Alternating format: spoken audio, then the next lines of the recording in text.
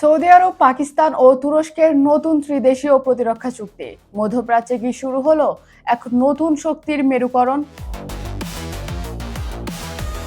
নাকি আমেরিকার একক আধিপত্যের পতন? মার্কিন ও ইসরায়েলি আগ্রাসনের মুখে দাঁড়িয়ে ইরান এই চুক্তিকে ঠিক কিভাবে দেখছে? তেহরানের দৃষ্টিতে এটি কি কেবল আঞ্চলিক আত্মনির্ভরশীলতার কৌশল, নাকি লুকিয়ে আছে কোনো গভীর ভূরাজনৈতিক চাপ?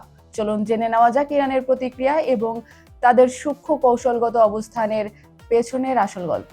সৌদি, পাকিস্তান, তুরস্ক প্রতিরক্ষা চুক্তি কি ইরানকে চাপে ফেলবে? চলুন শুনে আসি।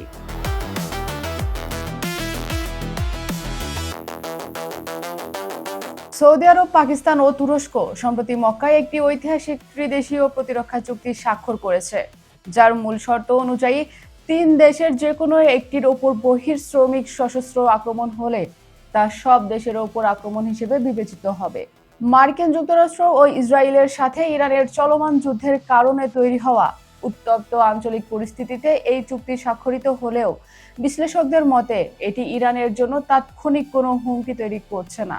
ইরান সরকারের আনুষ্ঠানিক প্রতিক্রিয়া এই বিষয়ে বেশ মৃদু এবং কৌশলগত। ইরানি কর্মকর্তারা বিষয়টিকে আঞ্চলিক দেশগুলোর নিজেদের সুরক্ষার উদ্যোগ এবং মধ্যপ্রাচ্যে মার্কিন যুক্তরাষ্ট্রের নিরাপত্তার উপর একক আধিপত্য ও উপস্থিতির পতনের সূচক হিসেবে দেখছেন। ইরানের পররাষ্ট্রমন্ত্রী আব্বাস আরাকচি প্রত্যক্ষভাবে এই চুক্তির উল্লেখ না করে মুসলিম দেশগুলোর অভ্যন্তরীণ ঐক্য ও আত্মনির্ভরশীলতার উপর জোর দিয়েছেন। সৌদি, পাকিস্তান, তুরস্ক প্রতিরক্ষা চুক্তি নিয়ে ইরানের ভেতরে রয়েছে দুই রকমের মত।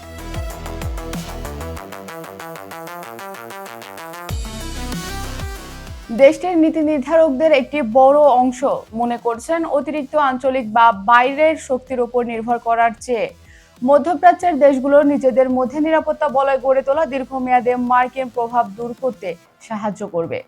তবে এই চুক্তির ফলে তেহরানের ভেতরে কিছু দীর্ঘমেয়াদী উদ্বেগ ও মিশ্র প্রতিক্রিয়া দেখা দিয়েছে।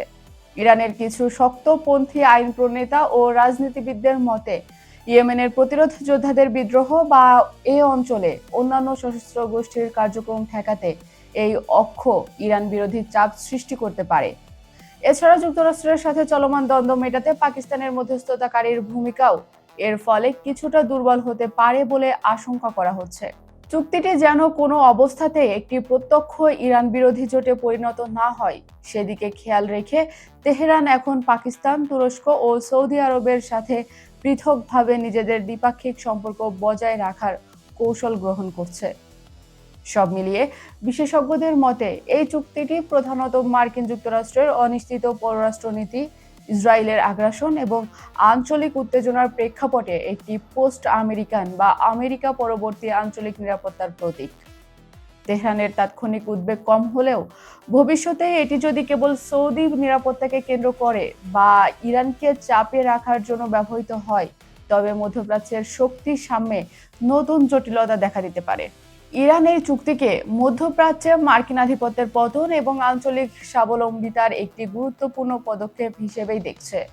নিজেদের সার্বভৌমত্ব ও জাতীয় স্বার্থ অক্ষুণ্ণ রেখে তেহরান এগিয়ে যাচ্ছে এক নতুন ভূরাজনৈতিক শক্তি সাম্যের দিকে, যেখানে বাইরের কোনো শক্তির হস্তক্ষেপ ছাড়াই মুসলিম বিশ্ব নিজেদের ভবিষ্যৎ নির্ধারণে সক্ষম হবে। আপনার মতামত কমেন্টে জানান এবং পরবর্তী আপডেটের জন্য চ্যানেলটি সাবস্ক্রাইব করে রাখুন। দেখা হবে আগামী পর্বে। ভালো থাকুন, নিরাপদ থাকুন। আল্লাহ হাফেজ।